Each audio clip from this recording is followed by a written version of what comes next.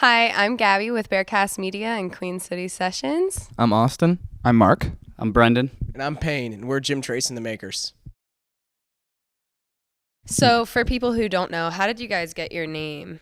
So it was kind of a gimmick at first, but Jim Trace and the Makers comes from three bourbons that we like drinking when we play together. So it's Buffalo Trace, Jim Beam, and Maker's Mark. And we were close because Schwai doesn't drink good bourbon. He drinks Natty Light. So we were almost Jim Woodford and the Naturals. If you were going to describe your sound to someone who's never heard you guys before, how would you do that? We're definitely an Americana, folk band for sure. I mean, I know personally that, I listen to Bob Dylan more than probably anybody else. I know he's probably one of the biggest influences that we got. But aside from that, we got a lot of Southern alt-country band influences like Wilco, Drive-By Truckers. For the most part, I would just say Americana folk. That's probably the best summation of what we sound like.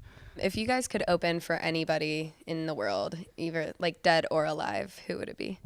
Realistically, for a sound, I would love to open for Wilco. I think that would be awesome. I'm a big admirer of Jeff Tweedy. I know I've always been a big Black Keys guy. Kings of Leon's always been one of my favorite bands, so I think it'd be cool just to meet those guys and open up for them. Even though it'd be weird, I'd just have acoustic guitar and it wouldn't make sense. But I learned drums playing along with the Eagles, so I would love to just open for them in their 21 guitar set on Hotel California or something. It's just me in the corner yeah. Yeah, I really have no idea. I think I'm trying to come up with some kind of clever answer so people will think I'm funny, but I don't have anything. But I think the Allman Brothers would be really sweet. I would poop myself if we opened for the Allman Brothers, but I'm not really in the band, so my answers hardly matter. If you guys could go on a dream vacation with each other anywhere, where would it be? Like our honeymoon? Yeah. I don't want to go on vacation with them. I think that sounds horrible, but if someone else says it. I don't know, probably wine country or just taste all the wines. I don't know. I think we'd have fun overseas. If we went to Germany or something like that. If you guys were a box of cereal, what kind of cereal would you be?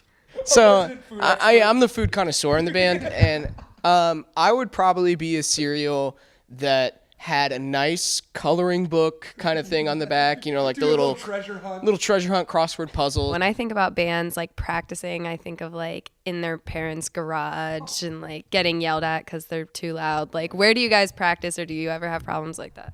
We all live in the same house, live in the same fraternity house. So we'd just go to Austin's room and play.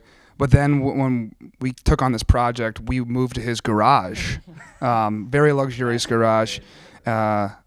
With two cats, yeah. There was also two cats that would they would run around and jump on our instruments. We wrote a song about we have a song called "My Dad's a Cat." So when we all lived in the same house, we were on different floors and everything, but we all played music in different sets with each other. So they would play together, and then Schwai and I would play together, and no one ever really played with Payne, but but we'd play in different groups, and that was kind of we all had our own.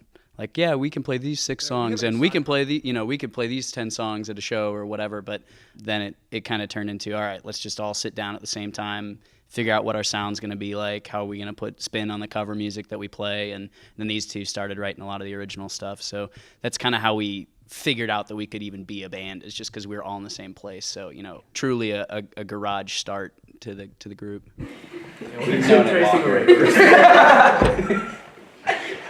I would give me a break.